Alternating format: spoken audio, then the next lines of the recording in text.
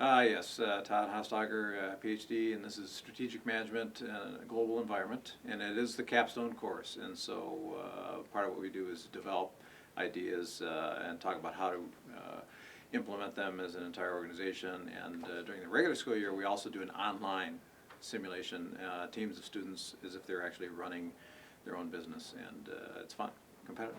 There's something called the zeitgeist effect.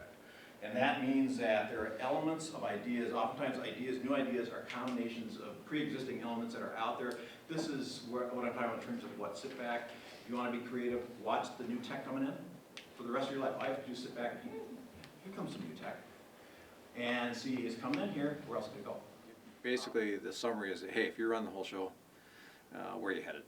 You know, it's all about direction, and I think the analogy would be good is all of us, personal planning, we all try to plan our week. Hey, what am I going to do tomorrow, this week?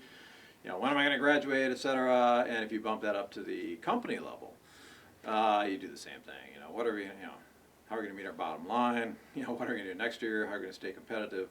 And there's some concepts and frameworks that you can use to actually do that help out.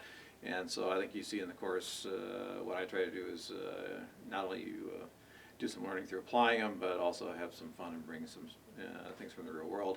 I'm a big fan of, well, you got a textbook, and it's got some concepts in there, some models and frameworks, but how can you actually use it? And what's missing? I like his high energy and the passion he has for teaching management. Even though I'm not a management major, he makes it very easy to understand, relating it back to real life examples and not focusing on the academic part of it. Yeah, so I actually find the class really helpful, considering that I have some interest in going into business consulting. He gives really good, helpful hints on being creative and thinking and actually how to deal with people and noticing the culture and the politics of an organization. Where does it come from? How do we get the innovation and creativity? You don't wave a magic wand, and I think you saw it today.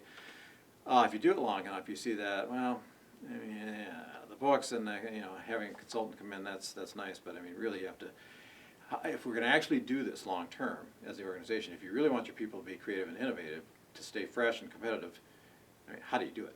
And I always go back to, how do people work? Because again, if you sit in the back room and think you've got this magnum opus idea, and somebody thinks it's kind of stupid, guess what? You're gonna climb up. You're not gonna contribute anymore, right?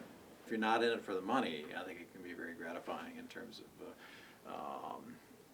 unleashing. Every single person in the class has had ideas about, hey, what about this product, this service, etc. And all you have to do is look in your own backyard, your hobbies, your passions, and your interests. And I think what I'm here to do too is talk about, hey, what are some tips and tricks that we've learned over the years, not only individually, but you know what, you can do some of this in organizations and actually have some fun.